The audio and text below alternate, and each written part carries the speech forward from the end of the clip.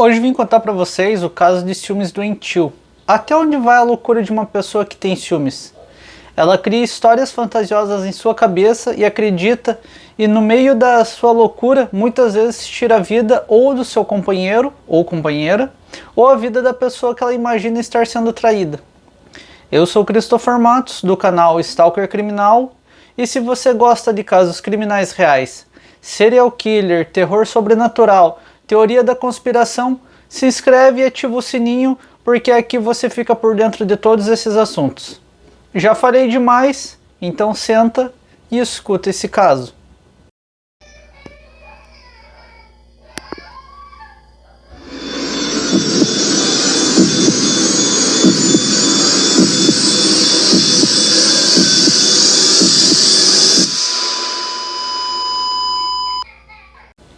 Terminar a faculdade de publicidade era o sonho do Matheus Garcia Vasconcelos Alves.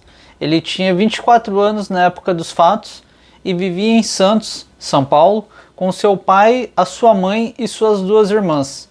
Eu não achei muitas informações sobre a família dele. O Matheus era atleta da seleção brasileira de hóquei e também modelo, além de um estudante universitário, no último ano de faculdade de publicidade e propaganda. Em 2015, ele foi convocado pela Federação Brasileira para disputar o Mundial Sênior de Hóquei, realizado na França. E ele também defendeu o Brasil em campeonatos na Colômbia e Uruguai em 2014. Ele era um rapaz alegre e divertido, aquele tipo de pessoa que amava estar com a família e amigos, amava estudar e trabalhar e também sair nos finais de semana. No dia 18 de setembro de 2017, por volta das 9 horas da noite, o Matheus estava em casa com seus pais, então ele se despediu deles, dizendo que ia sair para resolver uma coisa na faculdade. As horas se passaram e por volta da meia-noite o Matheus ainda não tinha voltado para casa. Então o pai dele recebeu uma ligação de um hospital da cidade vizinha, São Vicente, que fica mais ou menos meia hora de Santos, dizendo que o Matheus tinha sofrido um acidente e que os seus pais precisariam ir até lá. Quando eles chegaram no hospital, eles receberam a notícia que infelizmente o Matheus tinha falecido e que ele tinha sido encontrado por volta das 10 horas da noite em um local com pouco movimento no centro de São Vicente. Que ele tinha sido vítima de um tiro na nuca com um revólver calibre 38. Ele foi levado ao hospital, mas infelizmente chegou lá já sem vida. Primeiro os investigadores pensaram que se tratava de um latrocínio, que é o roubo seguido de morte, porque o Matheus foi encontrado segurando um carregador de celular nas mãos, mas o aparelho não estava com ele. Porém, durante aquela madrugada, os policiais encontraram conversas em redes sociais do Matheus que indicavam o que ele tinha ido fazer ali naquela rua à noite. E também conseguiram imagens de câmeras de segurança de imóveis da rua e verificaram como o crime aconteceu. Com essas informações, o crime foi esclarecido rapidamente, com o culpado sendo preso com apenas 12 horas de investigação.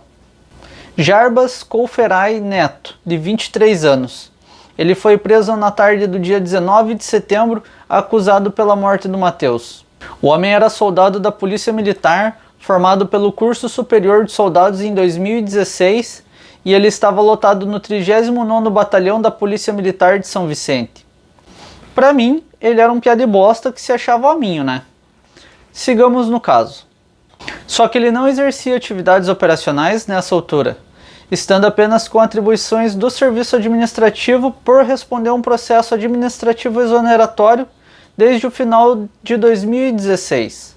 O processo exoneratório se iniciou devido ao suposto envolvimento de Jarbas com o tráfico de drogas, porque em uma inspeção de rotina em 2016 foram encontrados dentro do armário de Jarbas no batalhão material entorpecente. Gente, eu não sei a opinião de vocês, mas para mim esse tipo de militar é a escória da escória e mancha o nome da corporação diante da sociedade. Que Deus proteja esses guerreiros. O Jarbas namorava uma moça chamada Lisandra há 4 anos, com quem já tinha um filho de 3 anos.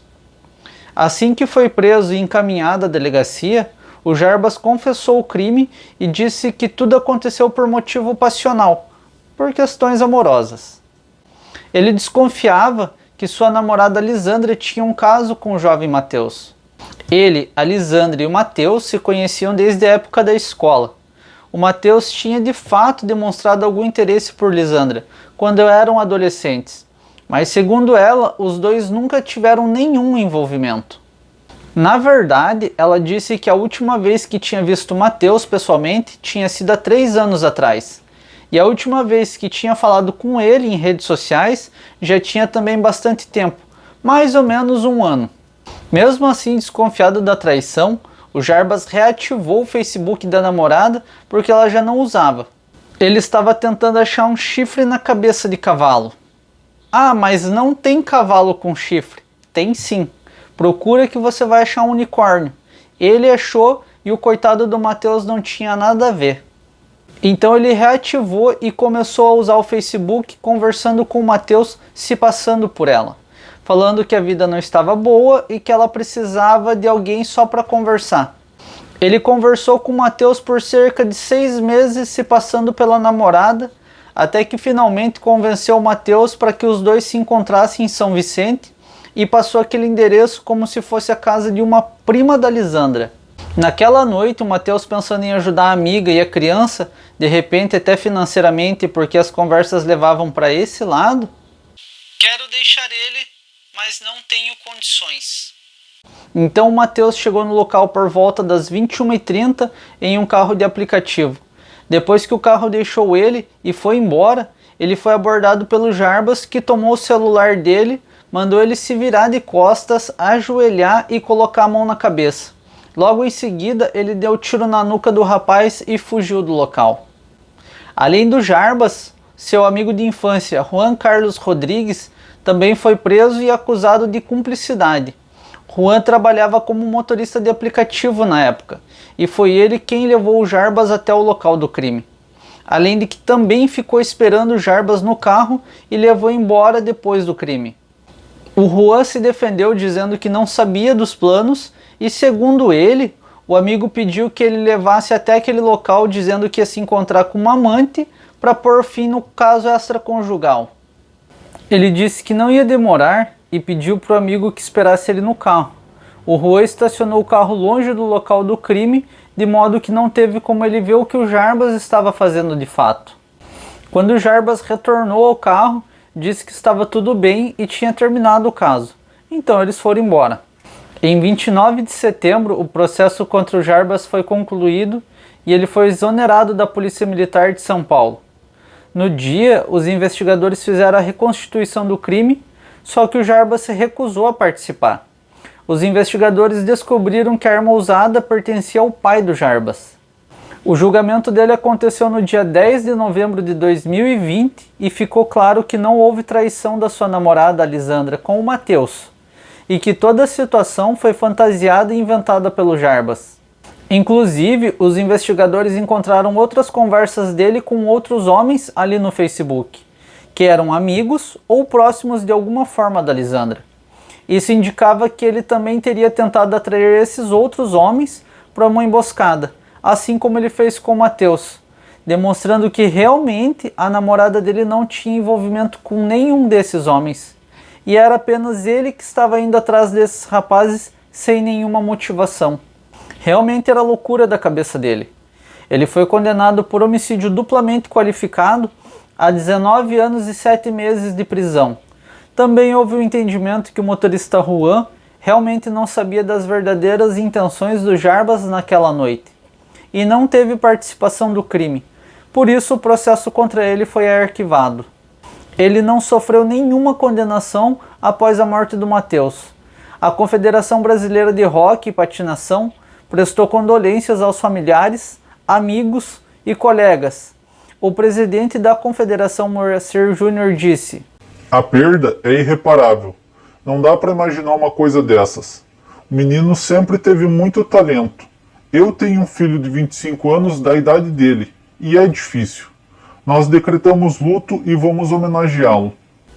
O Matheus, ele jogava com a camiseta número 2 na Seleção Brasileira de Hóquei e tinha tatuado o número no braço. Depois da tragédia, a família toda tatuou o número também como uma espécie de homenagem e lembrança eterna do Matheus, gravada na própria pele e no coração. Triste fim de uma vida que poderia ter sido grandiosa. 19 anos de prisão por uma loucura, uma fantasia da cabeça depravada de um doente paranoico que tirou a vida de um rapaz que tinha muito a inspirar em várias pessoas. Você concorda com essa pena? Sabendo que provavelmente ele fique preso no máximo uns 8 anos? O caso de hoje foi esse. Se inscreve que logo sai mais coisa e te vejo no próximo caso.